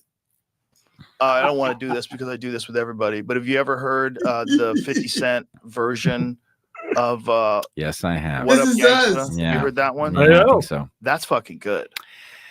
It depends what you mean by good. It's good. It's objectively good. It's the fact that it's not a human being I love saying it is objectively troublesome and very deeply problematic. But if you're being honest, it's great. It's a great fucking song. I'm gonna wait before I get to this response. Like, to state something is objectively good, that is hilarious. It's absolutely hilarious. Which is something that is, because good is not objective. It's all subjective. Anything good or bad is subjective to something else. But anyway, all right.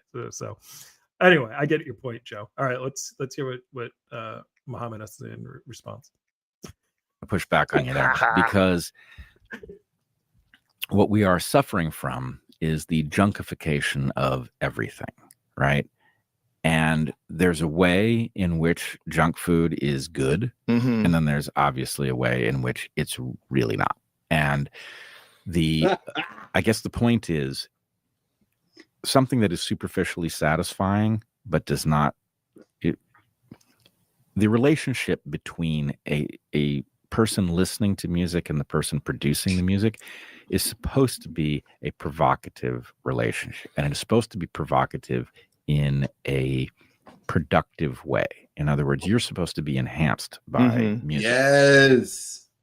I'm not saying that you will never be triggered to have an interesting thought by artificially intelligently produced music, but the fact, I mean, this is probably easier to do with comedy, right? Which I think will be the last to fall. Yep. At some point, have you ever heard AI making good jokes? Not yet. Yeah, not yet. But I bet it will. It will. It's got made competent jokes. I've seen AI fake comedians tell competent jokes, like pretty good, like that you would see at an open mic night when someone's got a little talent. Someone's got a little talent. So yeah, it can do that now. It's not far off. Yeah, but it's going to do it. Yeah, it's going to figure it out. So, but in the future, when they try you they're going to use this conversation to say that you're racist against AI. This is when AI becomes an actual life form, and they talk about the people that resisted AI and were racist against AI. Racist against. Yeah, that's it, Soup. I might have to get rid of this podcast for you, but it's too late. It's already out in the ether. I don't want you to go to jail by AI. He left. Is he gone? Listen, this is the thing. This is the thing, right? This is the thing. You get the last word. You take the last word. Go ahead. The bottom line is that what he was saying was the music, the AI music that you're going to make for yourself is going to understand who you are by looking at your social media, your life, and everything. And it's going to say stuff that makes you think about a memory and have a response. And that's going to make you feel really good. But all it's doing is like potato chips, empty calories. It's making you feel good because it's just regurgitating something that it knows is going to get a response.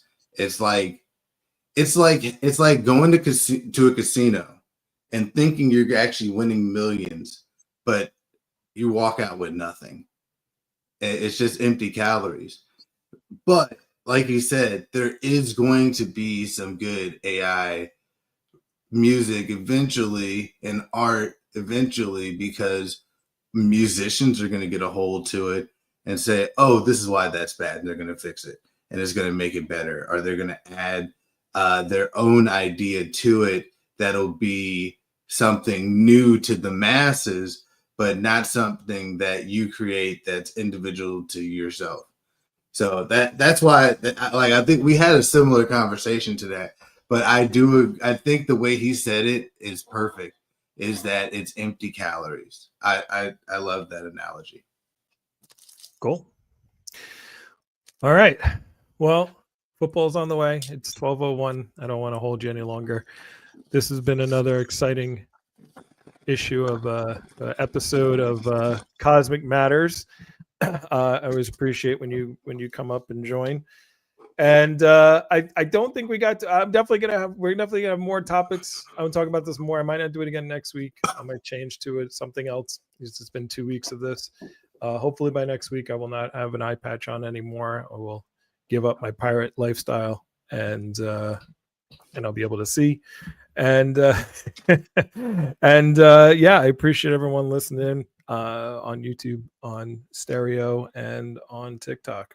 And, yeah, we'll have more Cosmic Matters to come. Oh wow, look at all the I didn't even notice all these people were on stereo. How you doing, people? Is there a bunch of messages you got to play on stereo?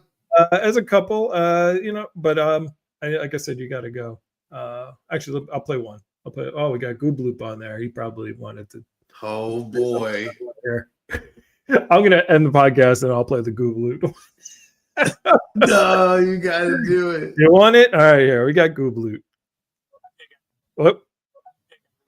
Happy Sunday. Hope all is well. Hope you're having a great day and a fantastic show. Maddie, it's good to hear you and your beautifully pessimistic views. But I'm just wondering, what about looking into countries and cities and places on Earth outside of the United States that live in the future, like certain towns and provinces in China who are much, much more advanced, use much more AI and robotics.